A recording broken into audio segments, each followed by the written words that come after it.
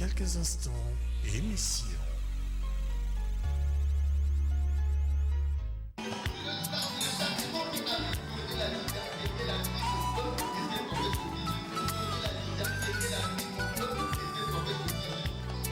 Ma Bible me dit que la parole est une épée. Quand elle pénètre, elle partage la paix et l'esprit. Attriste l'homme et produit la repentance. Et comme une épée, elle fait aussi couler le sang. C'est la vraie circoncision. L'ancienne vie est passée et l'homme devient une nouvelle. C'est avec beaucoup de joie que nous vous retrouvons, chers téléspectateurs, pour vous présenter l'émission Que la lumière soit. Nous sommes en train de projeter de la lumière sur le mariage, particulièrement lorsque nous avons dit dernièrement l'homme quittera son père et sa mère. Ça a été expliqué par le docteur Clide Mundanga. Et ce soir, nous allons évoluer légèrement sur la dot et sur la manière de célébrer finalement les mariages. Bonsoir, docteur Clide Mundanga. Bonsoir frère Alain. Bonsoir, frère Wesley. Bonsoir. Merci. Alors, nous allons commencer notre émission, docteur, par le problème de la dot. Pourtant, l'État a réglementé une certaine somme pour doter la femme. Mais apparemment, nous ne suivons pas. Qu'est-ce qui se passe? Pourquoi cette non-observation de cette loi? Une mauvaise connaissance de cette loi déjà promulguée. Et aussi, il faut noter qu'il y a parfois la mauvaise foi. La mauvaise foi des parents. Nous saluons tous les parents qui tiennent à la lettre cette norme écrite dans le code de la famille. Toutefois, c'est une affaire qui est familiale, une affaire qui est coutumière. Donc, vu que cela relève d'une famille à une autre, relève d'une tradition à une autre, il est alors assez difficile d'y tenir rigueur. Toutefois, nous pouvons simplement porter conseil à tous ceux qui nous suivent de faire vraiment un effort parce que la dot ne serait qu'un symbole. Il ne faudrait pas ôter le sens symbolique de la dot. Sinon, ça devient tout autre chose. Voyez-vous, dans les Écritures, même dans la vie courante, ou encore dans d'autres sociétés, parce que le mariage n'est pas l'apanage du Congo. Voyez-vous, dans d'autres sociétés, ce caractère symbolique est très très important. Voyez-vous, et si aujourd'hui nous voulons piétiner ce sens symbolique, c'est un réel mal. Et nous encourageons ou nous exhortons à tous nos téléspectateurs, nous exhortons tous les enfants de Dieu, tous les parents d'ailleurs, de ne pas compliquer la tâche aux jeunes qui veulent s'engager pour l'expérience du mariage. Voyez-vous, il y a certaines belles familles qui pensent qu'ils doivent durcir la dot pour que le beau-fils puisse transpirer, puisse, comment on va dire ça, sentir la valeur de leur fille qui a peut-être été, qui a fait de longues études ou qui a beaucoup de richesses et consorts. Mais lorsque vous faites ça, vous ne compliquez pas votre beau-fils, le jeune homme. Vous compliquez aussi votre propre fille. Parce que s'il n'a rien entre les poches, la conséquence, c'est le foyer qui en pâtit. Voyez-vous? Donc, nous encourageons. J'ai discuté avec une personne qui était dans ce cas, un beau-père, qui disait plutôt que il y a la contre-dot. C'est vrai qu'une dot sera versée, mais il faut tenir compte de la contre-dot. La belle famille viendra avec le beau-fils, apportera sa dot, mais la belle famille doit aussi apporter une contre-dot. Et pour ce papa, la contre-dot serait peut-être à la hauteur de ce que le beau-fils devrait apporter comme présent. Mais toutefois, si on pouvait alléger ça d'un côté Comme et de de l'autre. l'autre, ça faciliterait aux jeunes qui veulent se marier, tenant compte un peu du quotidien du Congolais, tenant compte un peu de tous ces aléas-là, lorsque nous insistons avec des prix très intimidants, que nous assistons un peu dans la place publique. Il y a des dots qui s'élèvent jusqu'à 1 million Oui. en espèces. Alors que si vous demandez la dot d'1 million en espèces à un frère boulanger, je ne sais pas en combien de temps il va rassembler ça pour honorer sa femme, qu'il aime parfois.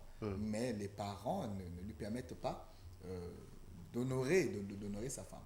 Donc, que vraiment les parents nous aident à ce niveau-là, car le mariage coutumier, c'est le principal décideur, c'est papa.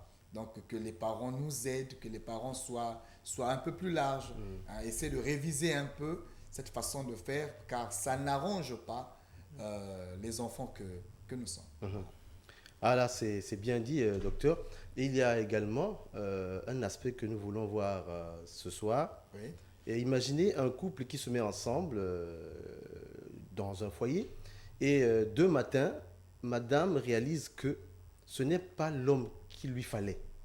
Et du coup, elle commence à dévier de gauche à droite comme pour vouloir se défaire de cet homme. Quelle attitude faut-il adopter à ce moment-là pour l'homme? Qu'est-ce qu'il faut faire? Bon, il faudrait d'abord savoir ces deux qui se sont mis ensemble, sont-ils mariés? Point d'intégration. Parce que on peut se mettre ensemble, mais ne pas être marié. Voyez-vous? Et très souvent, ça circule dans l'esprit des gens à la cité, parce qu'un couple se serait mis ensemble pendant 20 ans et que l'homme n'a rien versé à sa belle famille, mais le fait d'avoir passé 20 ans ensemble et d'avoir fait des enfants, parfois le monsieur se considère mari de la femme. Alors que tel n'est pas le cas. Non, ce n'est pas le cas. Vous n'êtes pas marié, vous êtes concubin et concubine, vous êtes copain et copine, c'est pas cette expression, mais vous n'êtes pas marié. Voyez-vous? À cet instant-là, si le couple venait à se séparer, il n'y a pas péché. Celui qui s'en va peut se remarier. Il n'y a pas une loi qui est brisée parce que les deux ont fait un copinage Et donc, à long terme. Finalement, péché serait le moment où ils se sont mis ensemble. Non, se mettre ensemble est une chose, se marier en est une autre. Ok. Et donc, lorsqu'ils se mettent ensemble, c'est à ce moment-là qu'il y a péché. Parce qu'il n'y a pas eu mariage. Il n'y a pas eu mariage. Ils se sont mis ensemble comme des amis. Seulement, leur amitié a pris beaucoup plus de temps. Se mettre ensemble sans avoir vu les parents, sans, comme dit la Bible, on ne peut pas aller avec une femme avant le mariage. Oui. Mais lorsqu'ils se mettent ensemble, ça sous-entend que l'un va avec l'autre. Et c'est à ce moment-là qu'il y a péché. Se mettre ensemble doit être précisé. Ils se mettent ensemble dans Sans quel être mariés. contexte? Se mettre ensemble pour partager un même toit. Voyez-vous? Nous appellerons ça concubinage. Ce n'est pas mariage. Voyez-vous?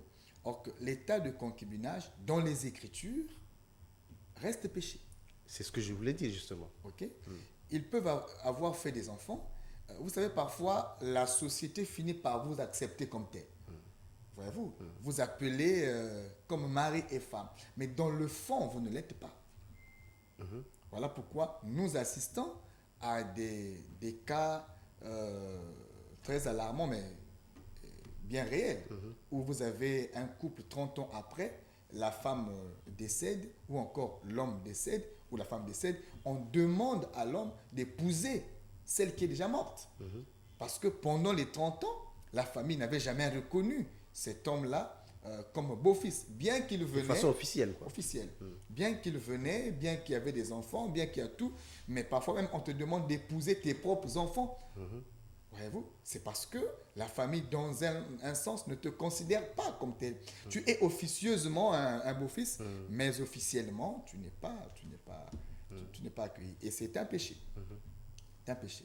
Donc, si c'est dans ce cas-là que le couple s'était mis ensemble, et que la femme trouvait mieux de refaire sa vie, si peut-être elle pense que cette condition ne rassure rien, hein, 15 ans, 20 ans, sous un même toit, l'homme qui peut trouver quelque chose, mais ne songe pas à honorer sa femme, si cette dernière se décidait de partir refaire sa vie, elle n'a pas péché.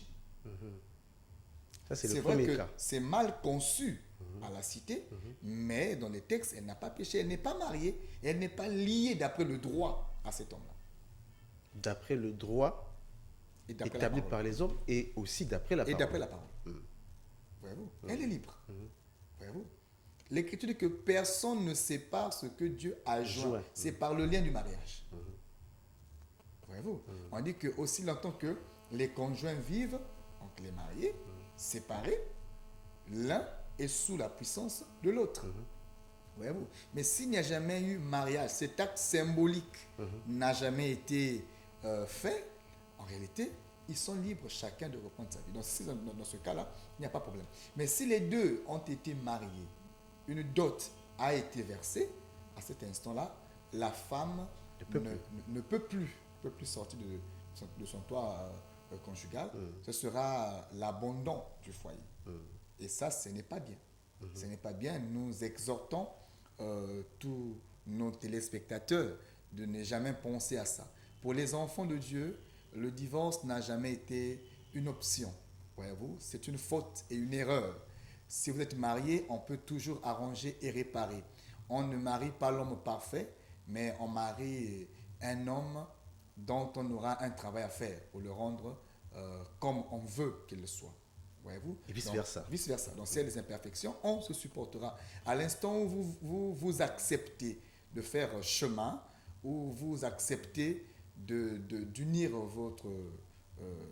vos voies et destins, vous devrez vous accepter aussi dans Les faiblesses. voyez-vous. Et donc, ce n'est pas normal qu'un homme, d'ailleurs l'Écriture dit que l'homme ne répudie point sa femme.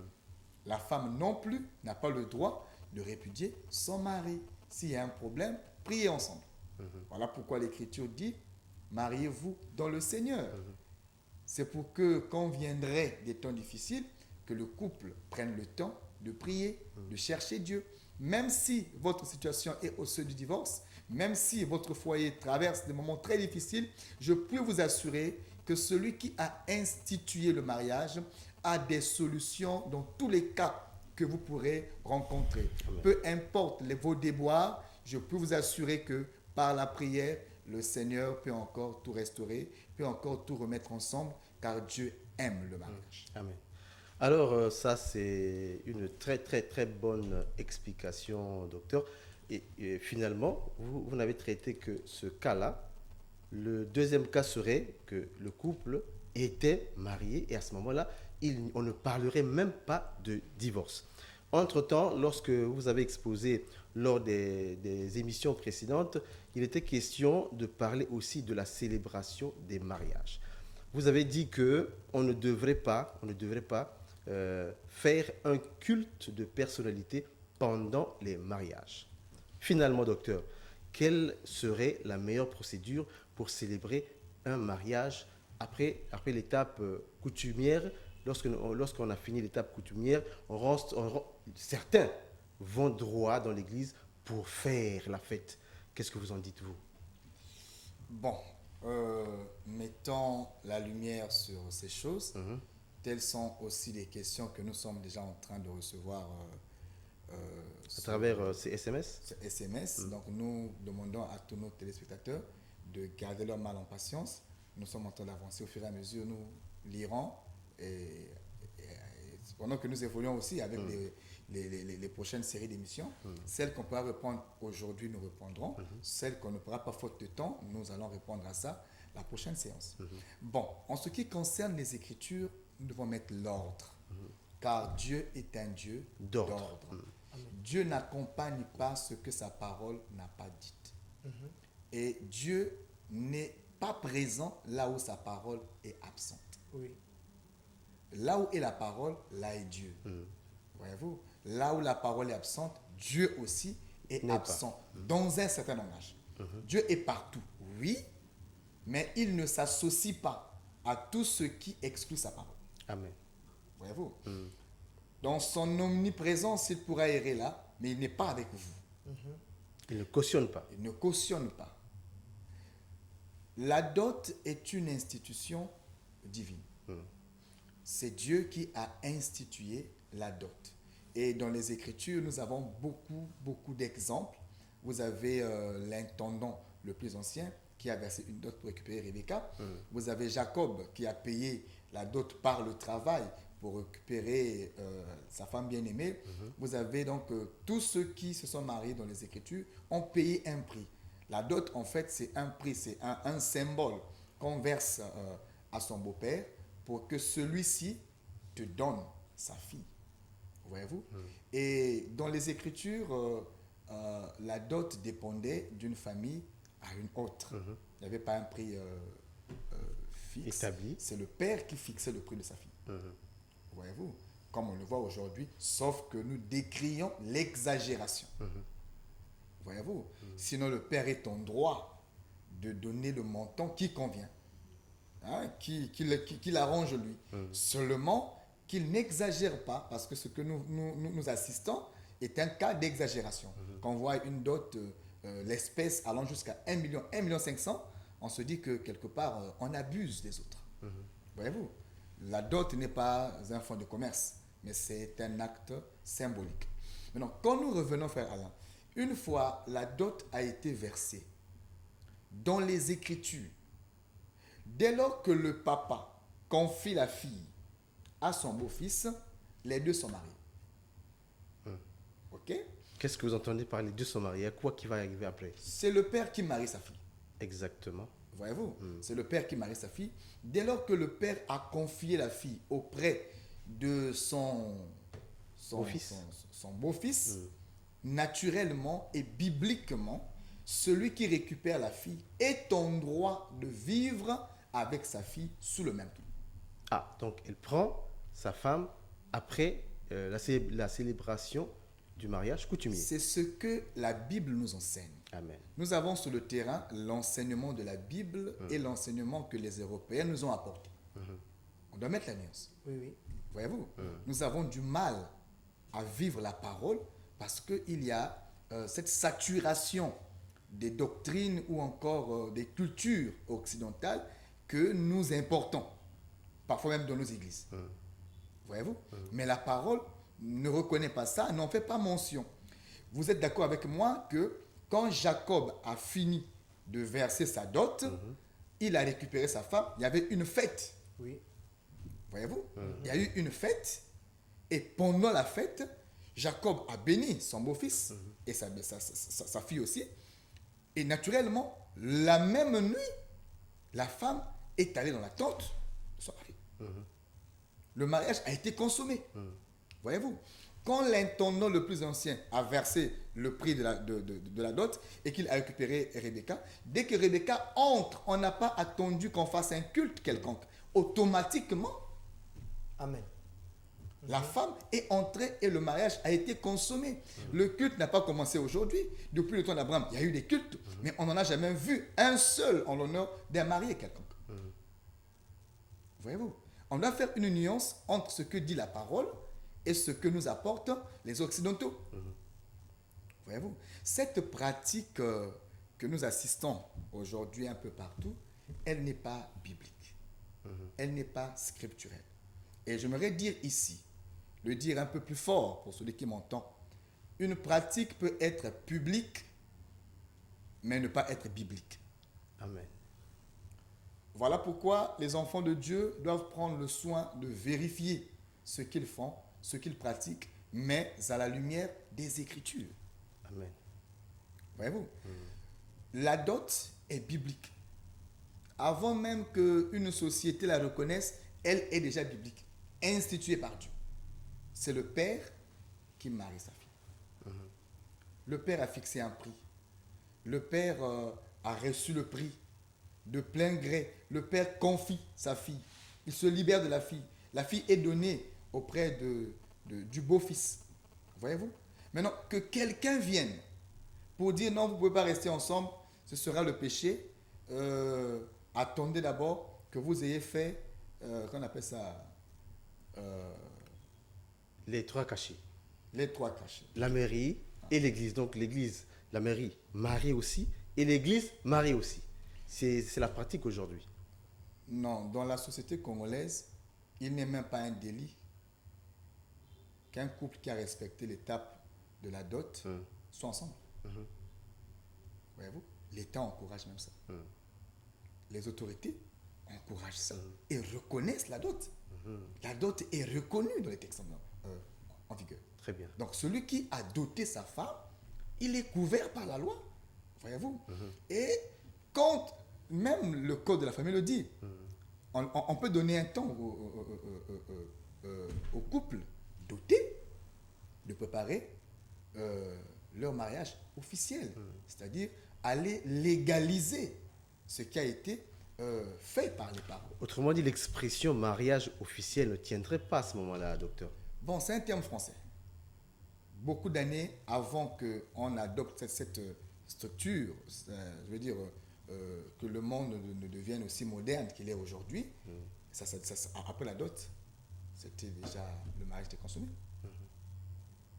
Avant que nous puissions plonger dans la structure dans laquelle nous sommes. Et tous ceux qui sont mariés avant que nous puissions emprunter le chemin dans lequel nous sommes aujourd'hui, ont-ils péché? Non. Voyez-vous? C'est une culture importée. Voyez-vous? Nous l'acceptons aujourd'hui. On ne peut pas se séparer du monde. Hein? Nous sommes dans le monde. Et Christ l'a dit. Nous sommes dans le monde. Mais en tant qu'enfants de Dieu, nous ne devons pas mettre un accent sur ce que la parole ne dit pas. Voyez-vous? Ce que l'on appelle bénédiction nuptiale. D'abord, il n'est pas un délit de bénir un couple qui se met ensemble. D'ailleurs, c'est ça le rôle de l'Église. Voyez-vous? Mais comment le faire? Là est un problème. Bénir, on peut bénir à tout moment, à tout instant. Même pendant la dot. Mais voilà, on peut bénir. Mais faire un culte en l'honneur des mariés, ou encore un culte pour bénir les mariés, là il y a un sérieux problème. Parce que le culte ne peut se faire qu'en l'honneur du Seigneur Jésus-Christ. Amen. Oui. Voyez-vous? Dans l'Église, il est strictement interdit de célébrer un culte en l'honneur d'une autre personne que le propriétaire de l'Église qui est Jésus. Amen. Car il a dit, sur cette pierre, je bâtirai mon Église. L'Église a un propriétaire et son propriétaire, c'est Jésus. Lui seul est digne d'être honoré et d'être célébré dans ce lieu de culte appelé Église. Voyez-vous? Lorsque nous organisons tout un mariage dans l'Église, le Seigneur s'exclut et le Seigneur se désengage. Quand bien même il y est prêché la parole de Dieu avec le passage que nous avons lu dernièrement, l'homme quittera son père et sa mère, et puis voilà. C'est pourtant de Jésus qu'on parle lorsqu'on prêche la parole pendant ce genre de culte. C'est simple. Vous savez, ce qui est faux se dessine si facilement. La fausseté est facile à détecter, à retrouver. Vous avez un culte, ok? Pendant le culte, vous avez un couple qui s'apprête à faire l'entrée. Tout le monde se lève. C'est un signe. Voyez-vous? Tout le monde se lève. Quand le pasteur même fait le sermon ou encore fait son entrée à l'église, tout le monde est assis. Alors que l'Écriture dit que l'homme de Dieu mérite double honneur. Oui. Mais nous comprenons que même le double honneur n'est pas synonyme de gloire. Voyez-vous? Mais cette fois-ci, le couple qui n'a pas droit à un double honneur, Moins encore à une gloire. voilà, se prépare à faire son entrée. Toute l'église est debout. Parfois, par audace, on jette les fleurs. Ce qu'on a fait à Jésus pendant son entrée triomphale. Ah. Voyez-vous? On met des pagnes pour faire entrer un couple. Voyez-vous? Et quand le couple entre, tout le monde est debout, le couple s'assoit. Il y a des chansons chantées en l'honneur de ce couple qui fait son entrée. Oui, oui. Voyez-vous? Je ne sais pas si les gens réalisent ce qu'ils font. OK? Et une fois qu'ils entrent, ils font leur mascarade, leurs histoires. Voyez-vous, frère Alain? Et pour mettre le comble à l'abomination, on demande au couple de s'embrasser dans l'église du Seigneur, si et seulement si les deux s'aimaient. Comme pour prouver que l'homme a vraiment aimé sa Vous femme. êtes sûr que l'homme a versé une dot et puis il n'aime pas sa femme? Ah, C'est une scénette. oui, oui. Voyez-vous? Vous êtes sûr que l'homme est arrivé jusque-là sans pourtant aimer sa femme? Et est-ce qu'embrasser une femme, c'est la preuve qu'on l'a aimé? Franchement. Et ça se passe où? Dans un lieu de culte, je vous en prie. Un lieu hautement saint. Voyez-vous? Et en ce moment-là, c'est la preuve que Dieu n'est pas. Parce que là, quand Dieu se déplace, c'est le désordre qui remplace. Voyez-vous? Et pendant que le couple s'embrasse, c'est curieusement le moment le plus attendu. Effectivement, oui. Acclamation. Vous savez comment on Cri appelle de ça? joie. Comment on appelle ça en français? C'est de l'impudicité. C'est un acte impudique que de s'embrasser dans un lieu public et un lieu de culte. Impudicité à ciel ouvert. À ciel ouvert.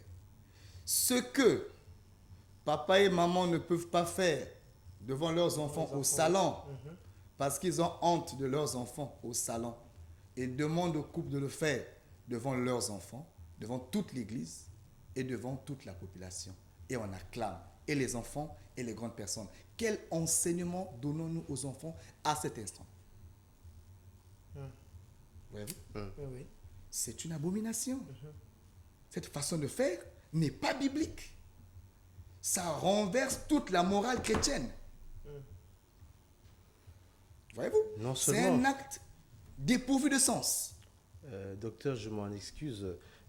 Entre-temps, constatez que le même geste Oui. commence depuis la dot, déjà. Lequel? Le geste de s'embrasser devant les parents, Non. c'est depuis la dot. Là, je peux contredire. J'ai assisté à 2-3 d'autres tout récemment. J'entendais le Nzonzi dire, ça s'est passé en Paka, dire que ils ont réfléchi et ils ont pensé que cet acte ne relève pas de nos mœurs, ni nos traditions. Ce n'est pas pudique. Disons, ce Nzonzi. Donc, le conseil de Nzonzi a décidé de passer outre cette étape-là. À moins que les mariés réclamaient ça. Le Nzonzi s'est désengagé. Il dit, vous êtes mariés de toute façon, vous pouvez le faire chez vous. Ce n'est pas devant nous, les parents, que vous le ferez. C'est impudique. Amen. Voyez-vous? Si même les Nzonzi commencent à réfléchir, commencent à penser comme ça, voyez-vous? Si même ceux qui ne sont pas garants de la morale commencent à réfléchir comme ça, l'Église qui est une institution garante de la morale, ne pas voir cela passer sous leurs yeux, mais c'est grave. Où va l'Église? Aucun apôtre n'a fait ça. Aucun prophète ne l'a fait. Où l'avons-nous pris et ramassé? Quelle est ma question? Voyez-vous? C'est une pratique qu'on a ramassée quelque part, je ne sais pas, peut-être à Rome, je ne sais pas où, mais ce n'est pas biblique. C'est une pratique romaine et non biblique. On a critiqué les croix, on a critiqué beaucoup de choses. Mais pourquoi ça, on ne critique pas ça aussi? Telle mère, telle fille. L'Écriture dit, on leur reconnaîtra par leurs œuvres. Oui.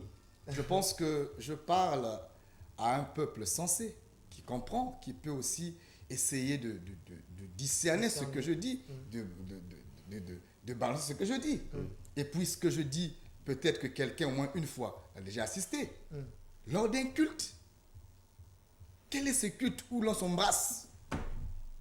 C'est impudique. Faites ça au marché, on va crier au scandale. Faites ça à l'école, on va crier au scandale. Pourtant.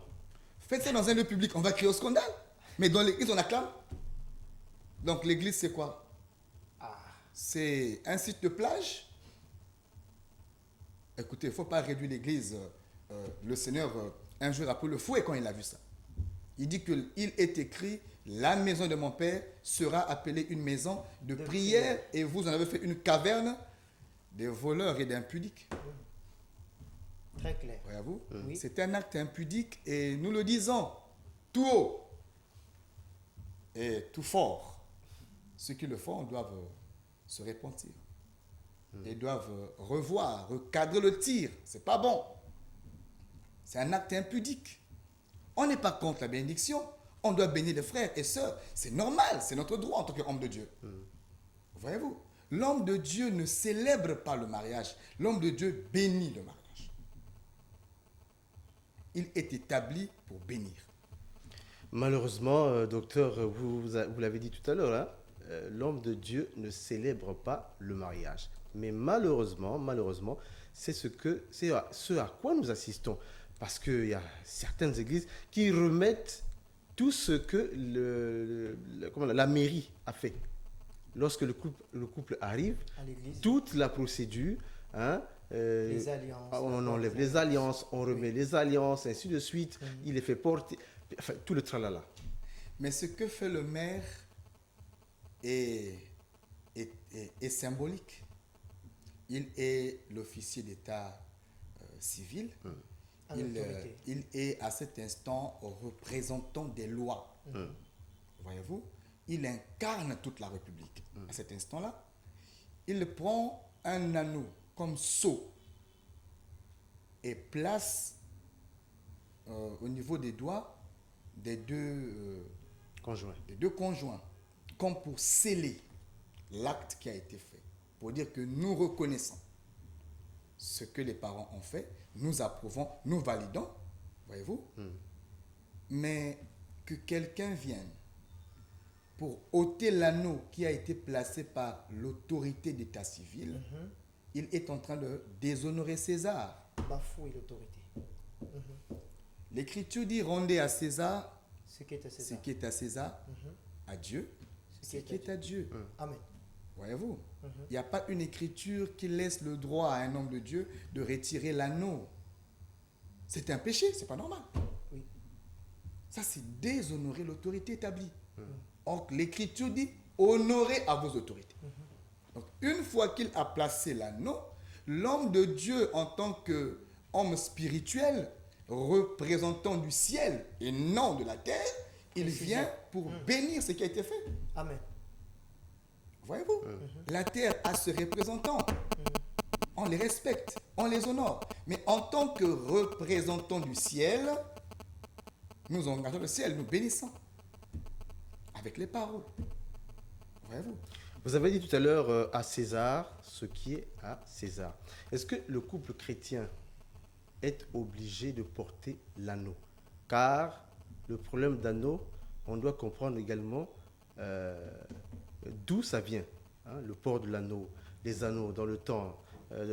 Je pense que on va ouvrir encore Une brèche. Une brèche est tout un autre sujet, parce que les anneaux, c'est pas seulement ici au Congo, même chez les Juifs, on retrouve les anneaux. Voyez-vous, pour identifier une fiancée, parfois on mettait l'anneau au niveau Des des narines. narines. Il y a des textes comme ça. Voyez-vous, il y a des textes où des fiancés ont été scellés d'anneaux. Donc cela n'est pas un délit. Cela n'est pas un délit. Mais si on rentre là, vous allez comprendre que on va vraiment nous écarter, on va vraiment s'écarter. Mais toutefois, nous voulons dire à tous nos téléspectateurs, nous avons reçu vraiment vos messages, nous encourageons vos interventions. Seulement, faute de temps, nous allons les lire à la prochaine émission et nous répondrons à vos questions. Nous serons disposés à éclairer toutes les zones d'ombre sur ce que nous avons dit. Mais ce que nous disons, nous le soutenons et nous reviendrons pour donner plus de lumière. Mais dans le peu qui a été donné, je pense que quelqu'un peut réfléchir, peut analyser et aussi nous appeler hors antenne par notre numéro qui s'affiche au bas de votre écran. Mais aussi, pour ceux qui peuvent relever ce numéro, appelez autrement je veux dire, au 04 020 26 98. 04 020 26 98. À cela, j'en profite de dire et d'inviter tous ceux qui voudront se joindre à nous demain. Nous avons un merveilleux culte et un très précieux culte demain, matin de 9h à 12h. Notre église, le Rassemblement des Saints, est située à la base de Socoprise et juste près du pont. Quand vous êtes là, renseignez-vous. On pourra vous orienter. D'ailleurs, la nomenclature se laisse à l'œil voir. Et j'aimerais aussi, se laisse voir à l'œil, j'allais dire.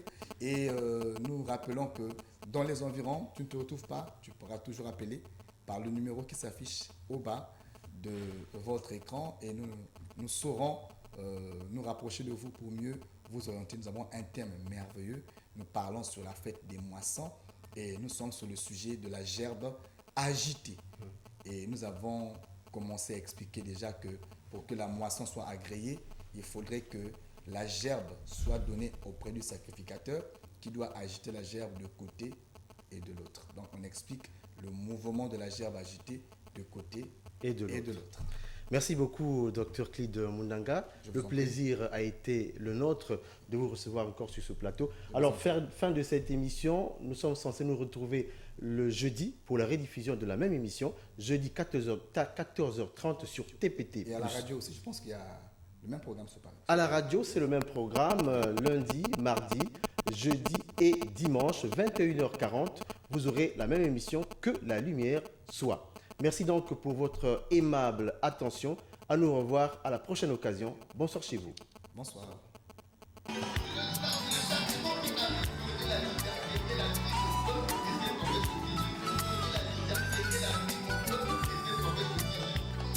Ma Bible me dit que la parole est une épée. Quand elle pénètre, elle partage la paix et l'esprit. Attriste l'homme et produit la repentance. Et comme une épée, elle fait aussi couler les sangs. C'est la vraie circoncision. L'ancienne vie est passée et l'homme devient